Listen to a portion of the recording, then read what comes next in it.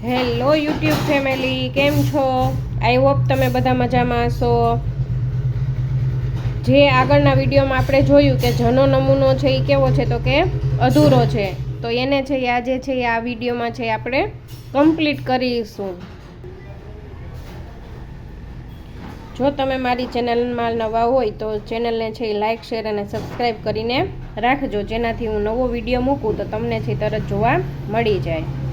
હવે છે આપણે આ વિડીયોમાં છે એ જગતગુરુમ છે એ કમ્પ્લીટ છે એ પૂરું કરશું. જ્યાં સુધી વિડીયોમાં આવશે ત્યાં સુધી છે હું તમને બતાવીશ. પછી છે એ આગળના વિડીયોમાં છે એ બીજું છે એ નમૂનો છે એ બીજો આગળના વિડીયોમાં છે એ બતાવીશ. તમે જોઈ શકો છો કે આપણો જ છે એ તો આ વિડીયોમાં જ છે એ હમણાં છે એ કમ્પ્લીટ છે એ થઈ જશે. હવે તમને લાગતું હશે કે જ જેવું છે એ દેખાય છે. પહેલાં શરૂઆતમાં છે આપણને એમ થાય કે આ છે એ કયો અક્ષર બનતો હશે. હવે ટૂંક સમયમાં જ છે થોડીક જ લાઈન નાખીશ તો છે જ છે એ આપણો કમ્પ્લીટ બની જશે.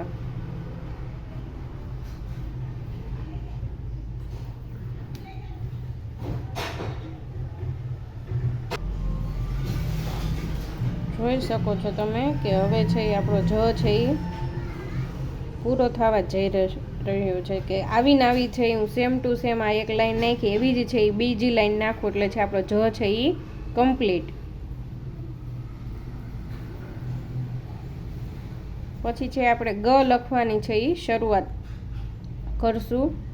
આગળ આગળ છે તમે મારી જોડે છે એ બન્યા રહો એટલે તમને છે ખ્યાલ આવશે.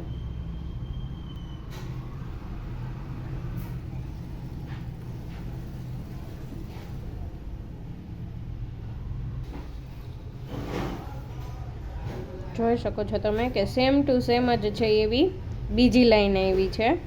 અહીંયા છે આપણો જ છે એ કમ્પ્લીટ છે એ પૂરો થાય છે.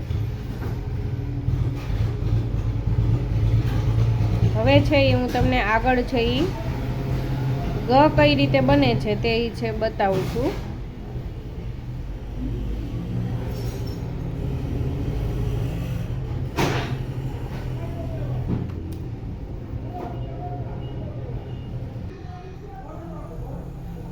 જો તમે છે જોઈ શકો છો અહીંયા છે કમ્પ્લીટ છે એ પૂરો થઈ જાય છે. હવે છે તમારે છે ખાસ વાત એ ધ્યાન રાખવાની છે કે ઘણીવાર શું થાય કે આ છે એ તોરણનું માપ છે એ ટૂંકું હોય અને આપણે છે એ મોટું તોરણ બનાવવાનું હોય. તો તમારે શું કરવાનું છે કે આપણે પહેલાં કૃષ્ણમ લખ્યું તો ક અને ષ્ણની વચમાં છે એ ક્યાંય છે એ વ્હાઇટ લાઈન છે આખી આખી છે એ નાખવાની નથી. એનાથી શું થશે તો કે તમારા અક્ષર છે ને એ જુદા જુદા થઈ જશે, એમ અલગ અલગ પડશે. જો તમે જોઈ શકો છો મેં આ બધાની વચમાં છે એ આ આપણે એક આ સફેદ લાઈન નાખી છે તો ઉપર છે એ 3 છે એ લાલ મોતી નાખ્યા છે. એનાથી શું થાય તો કે આ બધું જ છે એ હારે લાગે.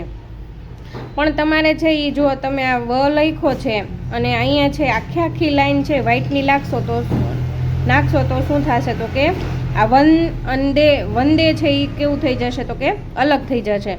જો તમારે નમૂનામાં છે એ નમૂનો મોટો કરવો હોય અને લાઈનો વધારવી જ હોય તો આપણે જે પહેલાં શરૂઆતમાં છે એ ગણપતિ છે, તુલસી ક્યારો છે ને કળશ છે એ નાખેલા છે, આની વચમાં છે ને તમે ગમે ત્યાં છે એ લાઈનો છે એ વધારી શકો છો.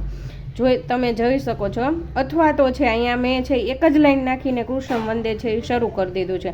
તો તમારે જો મોટું તોરણ બનાવવું હોય તો તમે અહીંયા પણ છે 2-4 લાઈન છે એ નાખી શકો છો.